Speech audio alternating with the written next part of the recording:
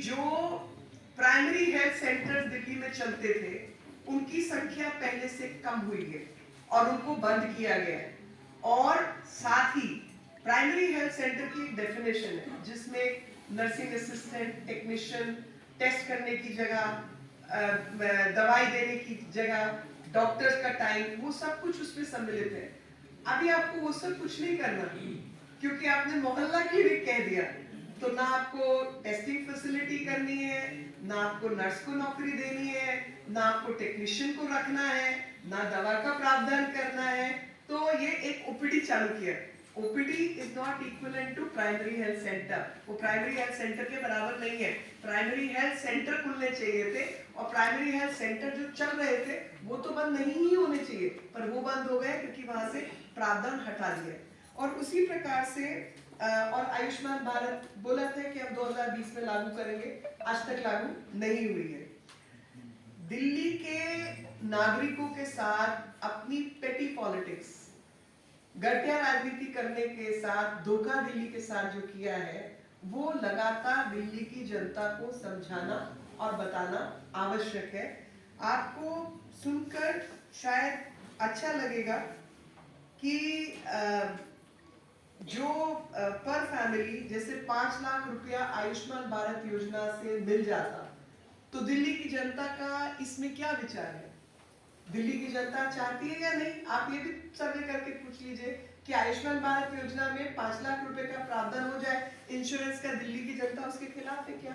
क्या दिल्ली की जनता को उससे तकलीफ है? या दिल्ली की जनता चाहती है, मतलब हर व्यक्ति ये चाहता है कि अगर एक बार मेरी बीमारी का कुछ तय हो जाए तो थोड़ी तसल्ली हो जाएगी, रीअश्योरेंस हो जाएगी हर एक को। तो ये तो यूनिवर्सल इंश्योरेंस की तरफ चलना चाहिए था, लेकिन उसको धक्का देकर उसको रोकने का इन लोगों ने काम किया है। और हेल्थ केयर सेक्टर में जो इन्होंने कहा कि बजट कितना बढ़ा, तो मैं आपको बताना चाहती हूँ कि total outlay for the health sector stood at 9,769 crore. 2022 और 23 में 9,759 करोड़ रुपए पे इनका हेल्थ केयर बजट खड़ा था, जो एक्चुअली 1.6% पहले से कम है। और साथ ही जो इंफ्रास्ट्रक्चर को अपग्रेड करना था, जैसा मैंने पहले कहा, पानी की पाइपलाइन, सीवर की पाइपलाइन, नजर बनाने की सफाई, एसटीपीस का काम करना, ये कुछ भी काम नहीं हुआ।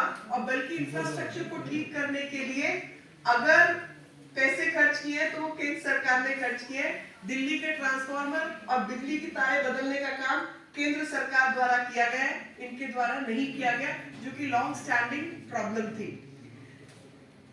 यूनियन गवर्नमेंट ने 4,190 करोड़ रुपया, ये भी प्लीज ध्यान से देख लीजिए, 4,190 करोड़ रुपया all India institute of medical sciences को दिया है। क्योंकि अगर मैं दिल्ली के किसी भी व्यक्ति से बात करूंगी और पूछूंगी कि भाई कौन से बढ़िया अस्पताल में तुम अपना इलाज करवाना चाहोगे, वो कहेंगे बहन जी एम्स ले जाओ, एम्स भर्ती करवा लो। तो एम्स देश को केटर करता है, लेकिन दिल्ली को प्राइमरीली केटर करता है। और एम्स दिल्ली का जो बजट है वो 4,190 करोड़ रुपया जो है वो भारत सरकार ने केंद्र के बजट से दिया है। 1,700 करोड़ रुपया सफदरजंग अस्पताल को दिया है कि भाई अगर एम्स में भर्ती ना मिले तो चलो सफदरजंग में ही भर्ती करवा दो। उसके लिए 1,700 करोड़ रुपया केंद्र सरकार ने सफदरजंग को दिया है। राम मनोहर लोहिया अस्पताल को 1,095 करोड़ रुपया दिया है। लेडी हार्डिंग को 710 करोड़ रुपया दिया है और कलावती को 149.44 तकरीबन 150 करोड़ रुपया कलावती अस्पताल को दिया है। आयुर्वेद सेंटर को 100 करोड़ रुपया दिया है, जिसमें भी सब जाना चाहते हैं। और दिल्ली मिल्क स्कीम को 360 करोड़ रुपया दिया है और साथ ही 20 करोड़ रुपया दिल्ली पब्लिक लाइब्रेरी को दिया है। 90 करोड़ रुपया होम्योपैथिक रिसर्च सेंटर को दिया है।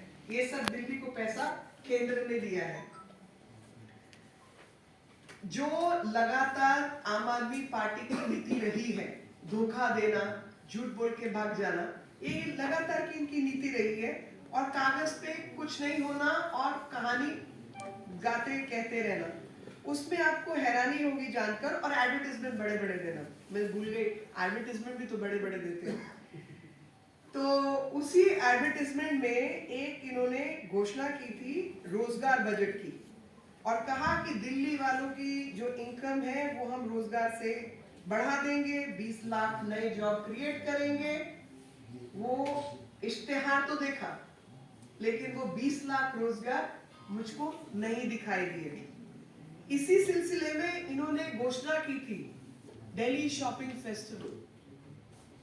दिल्ली शॉपिंग फेस्टिवल में इन्होंने बजट आउटले किया था 250 करोड़ का, और उसके अंदर कि सब अपनी टिकट बुक करें 28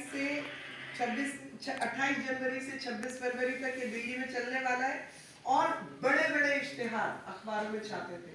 अभी शॉपिंग फेस्टिवल का क्या हुआ मुझको नहीं मालूम, लेकिन एडवर्टाइजमेंट का पैसा तो दिल्ली की जेब से गायब हो गया और बिल्कुल खर्च कर दिया गया।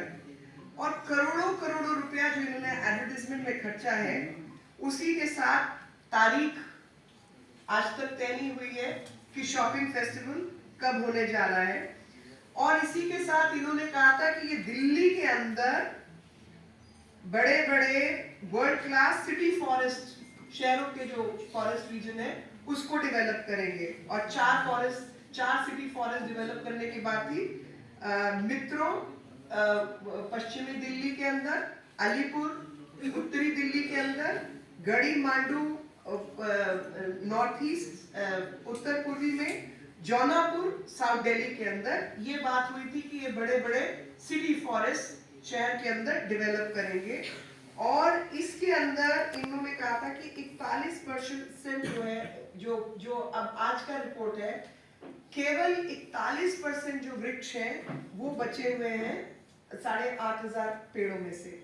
और इन्होंने कहा था मॉडर्न टेक्नोलॉजी इस्तेमाल होगी, और ये सब जो है पब्लिक मनी को बेहतर तरीके से दिल्ली की व्यवस्थाएं ठीक करने के लिए होगा। जबकि आप जानते हैं, मैं जानती हूँ, दिल्ली की जनता जानती है कि चारों जंगलों का कोई ना जंगल का लेना देना, ना कोई वहां पे कोई काम हुआ, ना कुछ किया गया। और फिर वापस रेवड़ी कल्चर। एजुकेशन फ्री होनी चाहिए,